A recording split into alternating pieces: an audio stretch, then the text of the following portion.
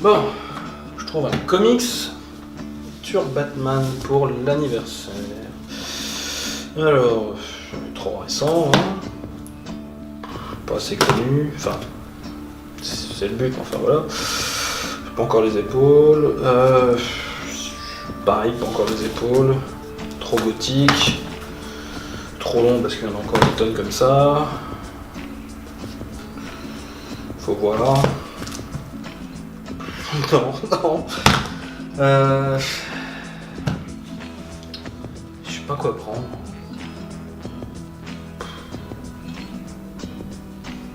Si je proposais un sondage. Ouais. Bon, eh bien c'est parti pour une petite virée dans l'ancienne Égypte, vous savez, ce pays fondé par les Atlantes, cette race extraterrestre bien connue. Eh bien c'est encore bien parti comme thème, tiens.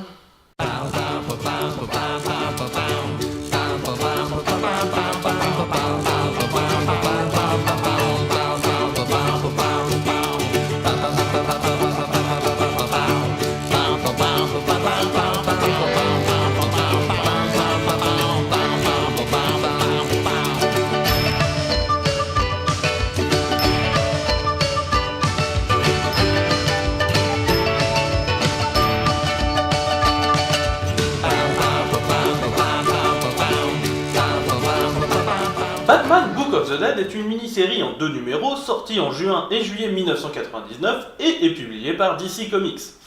Je précise au cas où, si jamais la grosse chauve-souris sur la couverture ou bien le nom même de Batman ne vous aurait pas mis sur la voie. De quoi tu veux dire que Batman il est pas chez Marvel? Désolé, mais parfois, ça fait du bien. Niveau artiste, on retrouve au dessin Barry Kitson, qui a travaillé notamment sur Justice League Année 1, la série Légion, The Order pendant l'initiative des 50 états chez Marvel, la série Empire ou bien du Valiant depuis le reboot de 2012. Et plein d'autres trucs dont j'ai pas le temps de parler. Jolie carrière, hein, soit dit en passant. Et au scénario, on a fucking Doug Moench, le scénariste qui a fait un super run sur Master of Kung Fu, le type qui a créé Deathlock et Moon Knight chez Marvel avant de partir chez DC et d'écrire d'énormes histoires sur Batman. Non mais regardez un peu le CV du bonhomme sur le Chevalier Noir. Co-créateur des vilains Bane et Black Mask, il a aussi introduit le navire terrestre Nocturna dans la vie du Chevalier Noir, a coplanifié l'event Knightfall où Bane a brisé la chauve-souris avec les titres Elseworld de Batman Vampire, et a écrit certains des titres Cataclysme et Aftershock qui ont fait subir à Gotham un violent tremblement de terre. Bref, autant vous dire que Doug Moench sur Batman est un auteur réputé, voire même plus, respecté. Surtout si vous aimez le Batman un peu sombre, car si vous pensez que c'est Frank Miller qui a d'un coup amené de la noirceur dans le personnage, oh boy, vous vous trompez. Si vous voulez un exemple, si le Batman de Moench tombait sur le journal de Rorschach, il dirait certainement « Mais c'est quoi le journal intime de Bisounours ?» Oui, carrément. À ce point. Donc, du coup, il y a quelques années, alors que j'étais étudiant en archéologie et que je découvrais le Batman de Moench, je me suis dit que ça valait le coup de le lire. Et comment vous dire, le moi historien de l'époque a pas super bien accueilli le titre en fait. Mais qu'est-ce que c'est que cette merde conspirationniste pour ça bordel de merde? C'est à peu près à ce moment-là que je me suis dit qu'il ne fallait jamais que je parle d'un comics à chaud. C'est pourquoi je laisse toujours passer du temps entre la sortie d'un comics et le moment où j'en parle, quitte à laisser passer la hype. Mais ce comics, je l'ai relu et je serai plus mitigé qu'à l'époque. Et mitigé ne signifie aucunement que je l'apprécie, mais je vais traiter de ces problèmes au fil de la lecture. Et autant dire que comme l'œuvre n'a jamais été traduite en français, ça va spoiler sévère. L'histoire commence donc par un petit texte récapitulatif constitué de citations d'hommes ou de textes célèbres, allant dans le sens de « Oui, y a un truc louche là-dessous ». Enfin, c'est l'accumulation de ces textes qui donne cette impression, parce que, pris séparément, aucun des auteurs ne disent cela. Et puis bon, faut voir les sources, hein. Parce qu'appeler un égyptologue quelqu'un comme Gérard Massey, un poète plutôt attaché au spiritualisme et qui s'est surtout intéressé à l'Égypte pour faire une comparaison entre Jésus et Horus, ça s'appelle se foutre de la gueule du monde. Je veux dire, l'œuvre du type elle est bien, mais c'est pas un égyptologue. Et c'est là le principal problème du titre selon moi, un problème qui va donner naissance à d'autres problèmes par la suite. Doug Moench est un conspirationniste convaincu, quelqu'un qui croit fermement que des gens mal placés veulent lui cacher quelque chose. Bien qu'à voir certains de ses autres travaux de l'époque pour s'en rendre compte, il est friand de toutes les conspirations, cela commence même un petit peu à virer à l'obsession. Heureusement, il est un peu sorti de cette phase depuis, mais pendant un moment, ça a été chaud pour moi de suivre du Mohench pour cette raison. Bon, commençons l'histoire quand même, il serait temps. L'histoire débute donc dans le passé, il y a 14 000 ans, ce qui fait il y a vachement longtemps en fait. Pour vous donner une idée du niveau culturel en Égypte à cette époque, on commence seulement à maîtriser la meule pour faire de la farine. Il est donc normal de constater qu'il existe une cité supra-avancée au milieu de l'eau avec des véhicules volants. Ce qui est normal si vous avez suivi. Ce sont des aliens. Des aliens atlantes. De l'espace. Au nom de dieu égyptien. Bordel, c'est normal que j'ai envie de regarder Stargate d'un coup, moi. Ces derniers sont assez chagrins. C'est que, vous voyez, un cataclysme est sur le point d'arriver suite à l'inversion des pôles magnétiques, et que c'est caca, il va falloir se casser de la planète Fissa. Ce qui est dommage car les aliens voulaient donner leur connaissance aux terriens, mais ceux-ci n'étaient pas prêts. Du coup, comme ça va bientôt être le cataclysme, les Atlantes ont décidé de se faire passer pour des dieux avec des casques d'animaux et de créer un puzzle afin de donner des connaissances pour le futur de l'humanité. Donc, les mecs, au lieu de revenir après le cataclysme pour finir leur œuvre, qu'ils ont apparemment déjà vachement bien avancé, ils préfèrent laisser un puzzle géant. Et puis, s'ils ont commencé à rendre les humains de cette époque, ou tout du moins les Égyptiens, pourquoi pas les foutre dans le vaisseau avec eux, histoire de les sauver, de garder l'avancée des travaux, tout ça. Non. C'est trop tard pour les natifs de cette époque. Mais non, c'est pas trop tard, bon sang, vous restez sur Terre pendant les 2 numéros et vous êtes capable de construire robotiquement des pyramides. Vous vous en foutez et puis c'est tout. Non, ces Atlantes sont un peu l'équivalent des types qui croient avoir sauvé le monde en remplissant des pétitions. Vous ne faites rien d'utile concrètement. Vous avez laissé un jeu de piste géant en laissant ceux que vous auriez pu les sauver mourir en disant que la prochaine génération pourra le trouver. Mais comment vous pouvez savoir même qu'il y aura une prochaine génération et qu'ils vont pas tous crever en fait? Vous prenez même pas le risque, vous vous cassez. Les dieux parlent. Ouais, les dieux parlent, et longtemps en plus. 6 pages de parlotte pour expliquer concrètement ce que je viens de vous dire. Ah, et ainsi qu'on a Seth et le disciple des ténèbres, Necron, ou Necron, qui veulent empêcher de filer la connaissance aux humains. Alors, les mecs, filer de la connaissance, c'est pas comme filer des possessions physiques, hein. On perd rien lorsque l'on partage, hein. On ne fait que copier un fichier informatique. En plus, ces gars me foutent le doute. Si jusqu'alors les terriens sont présentés comme des natifs de la Terre que les aliens de passage veulent aider, Seth nous parle des enfants d'Isis et d'Osiris et que les terriens ont été créés à l'image des aliens. Bon, faut choisir. J'ai été créé ou pas? J'aimerais bien le savoir en fait. Et sinon, il n'était pas censé y avoir Batman dans ton bouquin? J'y viens. Eh ben oui, il y a bien Batman. Nous nous retrouvons même dans le présent alors que Bruce Wayne se fait servir son petit déjeuner par Alfred. Et histoire d'accélérer les choses, Bruce Wayne a son flashback traumatique du meurtre de ses parents dès la première page, tout en lisant le journal. Ça doit être chiant d'être Bruce Wayne. Je dois remplir ma déclaration d'impôt.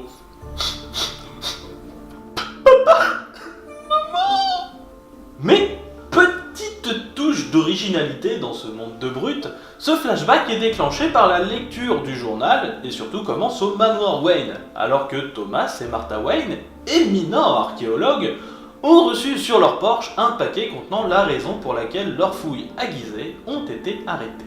Il s'agit d'une amulette égyptienne aux cartouches de chauve-souris sur fond jaune, ce qui signifie qu'il existait un dieu égyptien chauve-souris. Raison apparemment suffisante pour que les archéologues Illuminati, crypto, francs-maçons les abattent à la sortie du cinéma, parce que, quand même, la tradition, tout ça. Et le petit Bruce Wayne a vachement moins la classe quand il arrête d'être silencieux et qui crie. Comme Dark Vador, quoi.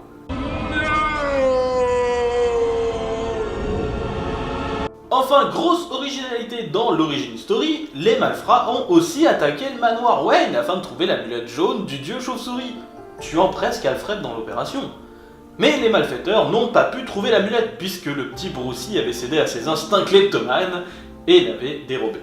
Non mais l'explication c'est soit facilité scénaristique, soit kleptomanie. Je choisis de défendre l'auteur là. Hein. Et ce qui a permis ce flashback, c'est que dans le journal, l'on parle d'une scientifique, Sheila Ramsey, qui a retrouvé une marque ressemblant au pendentif, et donc parlant d'un dieu chauve-souris égyptien effacé de l'histoire. Et Bruce Wayne demande à Alfred d'amener la fille. Pendant ce temps, dans le passé mythique des aliens Atlantes, ou des Atlantes aliens, ce qui donne Alliante, à peu près, on apprend que Seth est jaloux d'Osiris parce qu'il voulait se faire Isis, mais qu'elle veut pas. Comme si un type qui s'appelle Seth, qui parle dans le noir sur un trône, a les yeux lumineux, et une bête plus proche du tigre que du chat domestique, pour animal de compagnie, ait besoin de motivation pour être maléfique. Oui, parce que c'est un peu la seule motivation du flashback en fait. Du coup, dans le présent de maintenant, la scientifique Sheila Ramsey arrive et commence à nous faire un topo sur un gloubi-boulga, disant en gros... Vous voyez cette tablette Maya dont les bouts sont un peu coupés. Si on fait une image miroir et qu'on les colle, paf, ça fait une chauve-souris. Ça tombe bien, on parle d'une créature des ténèbres censée venir en 2012, alors que les pôles magnétiques risquent de changer d'axe. Et c'est déjà arrivé dans le passé, comme le montre le déluge dans la Bible. En plus, toutes les planètes seront alignées. On nous explique aussi que l'image d'un ancien dieu de l'Égypte à forme de chauve-souris aurait été effacée de l'histoire avec seulement quelques petits restes ici et là, et même que ce dieu aurait combattu Seth. Merci du spoil. Et même qu'il y aurait sous le Sphinx une chambre contenant tous les secrets de ces dieux, même que Nostradamus l'a dit. Mais moi je pense qu'en fait c'est carrément dans la chambre inexplorée de la Grande Pyramide et que j'ai besoin d'argent pour construire mon robot miniaturisé afin d'aller explorer la galerie. Je résume, mais il y a 7 pages d'explication. 7 pages. Bon sang, c'est la partie la plus longue du récit, ce qui le rend si désagréable pour moi. Hein. J'ai l'impression de lire un auteur qui se sert de Batman pour faire passer toutes les théories des anciens astronautes. Et je n'ai aucun problème avec le fait de lire des théories de ce genre dans de la fiction. J'ai beaucoup plus de mal quand on se sert de la fiction comme propagande dans ce but. Je rigole pas, ça ressemble beaucoup à de la propagande quand même. Tenez, le meilleur exemple de cela, c'est la mauvaise foi des dernières pages des 2 tomes. Qui te dit en gros... Alors oui, c'est de la fiction, mais pas tout à fait en fait. D'ailleurs, vous pouvez lire tous ces livres-là en fait. Sans déconner, les seuls livres où on propose une bibliographie à la fin, ce sont les ouvrages scientifiques, ou supposés scientifiques. Ce à quoi ce bouquin veut apparemment se rattacher, avec son Fact and Reality Based. De mon cul, oui. Oui, mon principal problème avec ce livre... et que Doug Munch veut absolument faire passer ses idées par forcing. Si l'histoire est en 2 tomes, c'est sans doute à cause de toutes ces longues explications qui disent que « Mais non, c'est les aliens !» Quant au rapport entre les Égyptiens et les Mayas, vous pouvez l'oublier, parce qu'on ne parlera pas du tout de ça en fait dans la suite. Juste pour rappeler la date qui fait peur, 2012... Bref, reprenons. On a le droit à une très belle page où Bruce s'interroge sur le destin, puis on voit dans le passé Thoth et Osiris déposer un sceptre contenant la connaissance. Puis on revient au présent où on a réussi à construire la caméra, puis on retourne au passé. Je commence à avoir un peu le mal du transport, le voyage dans l'espace, tout ça là, c'est... J'aurais pas dû manger ce matin. Dans le passé, donc, Seth montre qu'il est un méchant en montant les autres dieux contre le projet d'Osiris et tue l'un de ceux qui refusent. Parce que clairement, ils sont suffisamment nombreux pour se buter entre eux. Je veux dire, on voit clairement moins de 50 glandus en tout. Hein.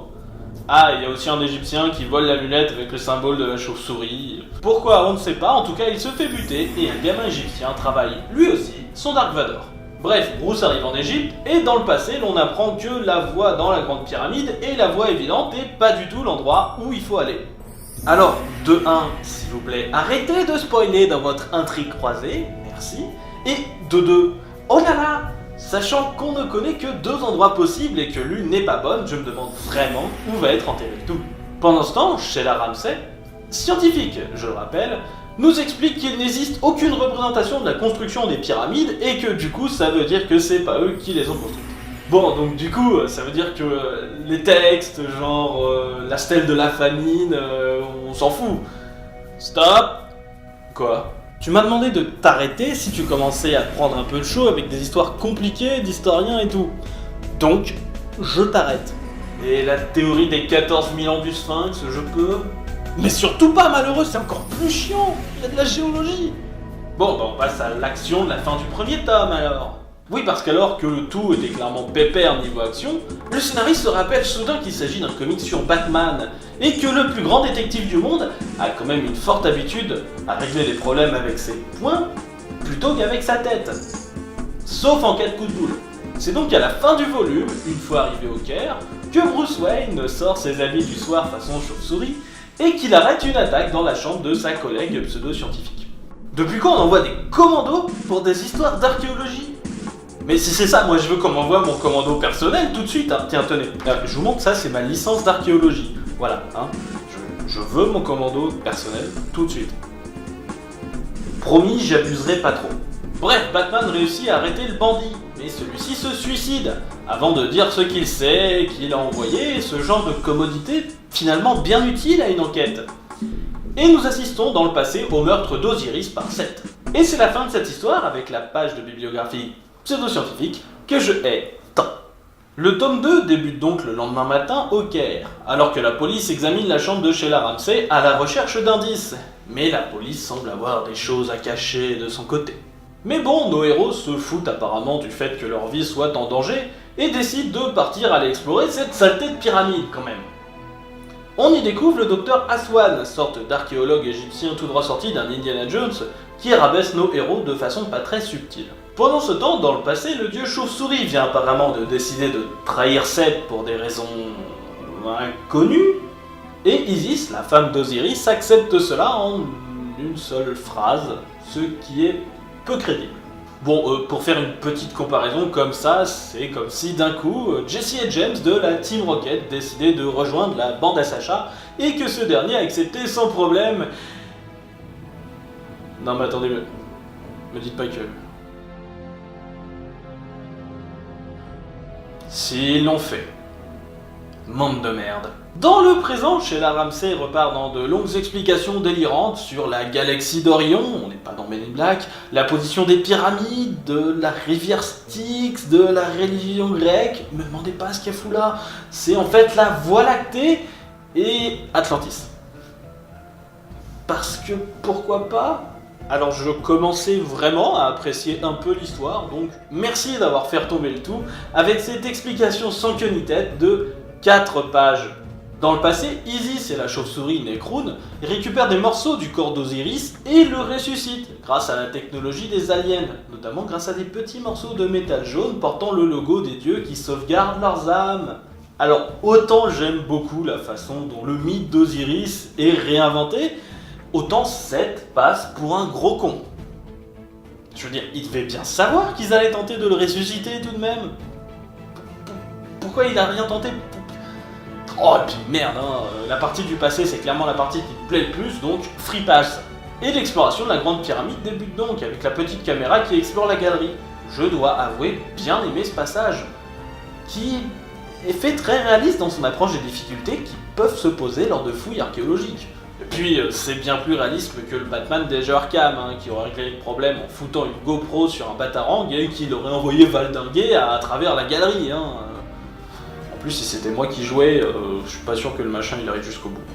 Et alors que la brave caméra atteint son but, ils se font forcément arrêter par le méchant archéologue et ses commandos de Ah non, attendez, non, c'est l'armée régulière.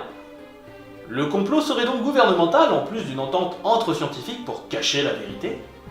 Je suis assez perdu. Qui est le méchant en fait ? Depuis le début, on parle juste de scientifiques, méchants, archéologues, et maintenant c'est des États qui tiennent le tout. Plus un complot est grand, plus il sera difficile de le maintenir secret, et plus il aura de chances de se faire révéler. Alors bon, si on ajoute la communauté internationale scientifique, plus une partie de tout un gouvernement, c'est très improbable que ce complot puisse exister. Et puis, quel complot ? Dans quel but ? Personne ne sait ce qu'est le machin truc bidule, c'est clairement dit, hein. On ne peut comploter que pour cacher quelque chose que l'on connaît, bon sang. La partie antagoniste de ce bousin ne fait aucun sens. Bref, Bruce Wayne réussit à foutre un traceur aux données avant que l'armée ne les envoie hors de la pyramide, et réussit à retrouver la trace de ses ordinateurs et à récupérer la localisation du prochain indice en tant que Batman. Et bien sûr, personne ne se posera de questions sur le fait que tout d'un coup Batman est en Égypte, en même temps que Bruce Wayne, enfin bref. Mais les deux personnages doivent se dépêcher car ils ont un ultimatum les forçant à quitter l'Égypte dans moins de 24 heures. Et l'on découvre que le robot a pu enregistrer une carte pointant vers une autre pyramide, la pyramide rouge, et aussi que Bruce Wayne fait tout cela parce que, soyons francs, il veut pécho la demoiselle. Sans déconner, il dit clairement qu'il n'a pas d'autre motif. Même la vengeance de ses parents est apparemment au second plan. Ce qui doit faire vachement mal à apprendre à toutes les femmes qui ont essayé de séduire Batman, mais qui a refusé à cause de sa mission. Désolé les filles. Bref, repartons dans le passé sur la partie la plus intéressante du titre. Nécron, le dieu chauve-souris, arrive pour foutre sa branlée à son ancien maître, Seth. Les dieux s'attaquent avec des rayons laser, Nécron détruit l'espèce de chacal domestique de Seth, les dieux détruisent la pyramide et continuent leur combat dans la rue, quand Nécron pulvérise la tête de Seth, récupère le bâton contenant les informations d'Osiris, et décide d'aller placer le bâton dans la pyramide, tout en étant poursuivi par les dieux qui soutiennent Seth. C'est à ce moment-là qu'apparaît clairement, enfin, un moment où les deux intrigues fonctionnent ensemble. Je veux dire, si on comprend très rapidement et facilement le lien entre les deux intrigues, c'est la première fois et le seul moment où les deux intrigues vont fonctionner en synergie. Un moment où les protagonistes des deux époques ont pour but de rejoindre le même lieu, créant ainsi un peu de suspense. Puisque même si nos héros dans le présent arrivent à atteindre la pyramide, rien ne dit que Nécron, lui, a réussi, et donc que nos héros ont peut-être fait tout ça pour rien. Ça crée un peu de suspense, et c'est super bien, et malheureusement, ce suspense n'est tenu que 2 pages, jusqu'à ce qu'on voit Nécron réussir. Alors oui, c'est super épique, Nécron fait des embuscades en se cachant dans des sarcophages, l'on apprend que le labyrinthe a été construit par lui, et qu'il faut suivre sa marque pour survivre au labyrinthe, et Nécron meurt juste après avoir posé le bâton à son emplacement. Par contre, il n'y a que moi qui trouve ça étrange que Nécron, qui jusqu'à hier était quand même le bras droit du pire ennemi d'Osiris, soit le mec qui a été choisi par ce même Osiris pour créer les plans du labyrinthe, où finalement on va cacher tout le but de l'opération. Non ? Bon ok, c'était une séance palpitante et tout, mais c'est des détails comme ça qui me font tiquer quand même. De retour dans le présent, nos deux héros découvrent que la pyramide est entourée par des forces armées internationales. Égyptiennes, anglaises, américaines, françaises et sans doute d'autres non mentionnées. Donc maintenant, le complot est connu de toutes les nations. Pire complot ever. Je veux dire, tous les antagonistes sont montrés dans l'ignorance totale du secret. Et pourtant, ils savent tous où il est caché. C'est assez gros à avaler. Et nos héros, pas le moins pressé du monde par tous ces types qui pourraient à tout moment rentrer dans la pyramide pour la fouiller, hein, c'est pas comme si c'était un peu de but, repartent. Bruce demande à Sheila d'aller acheter du matos et il reviendra que la nuit tombée en tant que Batman pour tenter d'entrer dans la pyramide. Et donc dans le passé, on voit les aliens quitter la planète et le cataclysme toucher la planète et ne laisser rien du tout des habitants de l'ancienne Égypte. Donc, question. Comment le bouquin justifie le fait que les Égyptiens existent encore en se souvenant des anciens dieux et tout ? Non ? Aucune réponse ? C'est malheureusement bien ce que je pensais. Bref, dans le présent, Batman arrive et attaque l'armée tout entière afin d'alerter tout le monde, puis de rentrer dans la pyramide et s'en sortir en utilisant les mêmes ruses que Nécron, comme se cacher dans le sarcophage et tout. C'est joliment fait, mais il y a une autre utilisation astucieuse de ce que l'on a vu précédemment. Vous vous souvenez de la tablette du début qui n'avait qu'une moitié du symbole de la chauve-souris ? Eh bien, pour se repérer dans le labyrinthe, il faut suivre les moitiés de symboles de chauve-souris que Batman suit avec un miroir. Je suis fair play.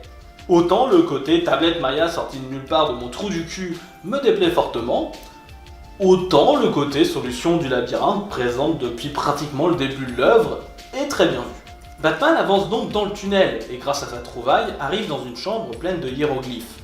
Seulement la pièce est piégée et Batman se doit de s'enfuir avant d'être englouti sous les eaux. pouvant seulement apercevoir que le bâton est sous le sphinx, confirmant la toute première interprétation. Ce qui veut dire que pour savoir ceci, il faut arriver jusqu'ici et ne pas mourir face à l'eau. Je veux dire, Batman n'a rien fait de mal, il n'a rien profané du tout, hein. C'est un endroit où on est censé aller. Alors, pourquoi foutre un piège, puisque le but est que les gens arrivent jusqu'ici? De plus, on a vu Nécron mourir. Et il n'y avait pas d'eau quand il est mort, hein. Et apparemment, tous les autres dieux sont partis, hein.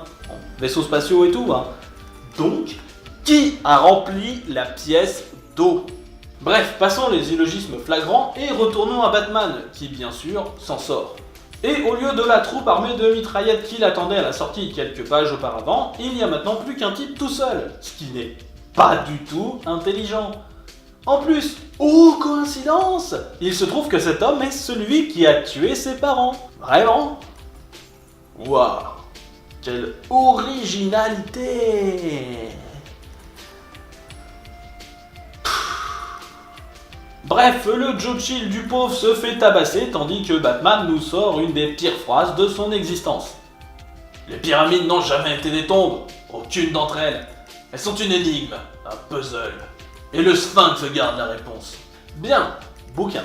Si les pyramides ne sont pas des tombes, pourquoi y retrouve-t-on des sarcophages? Me dis pas qu'il n'y en a pas, et Batman et Nécron se sont cachés dedans. Voilà, hein.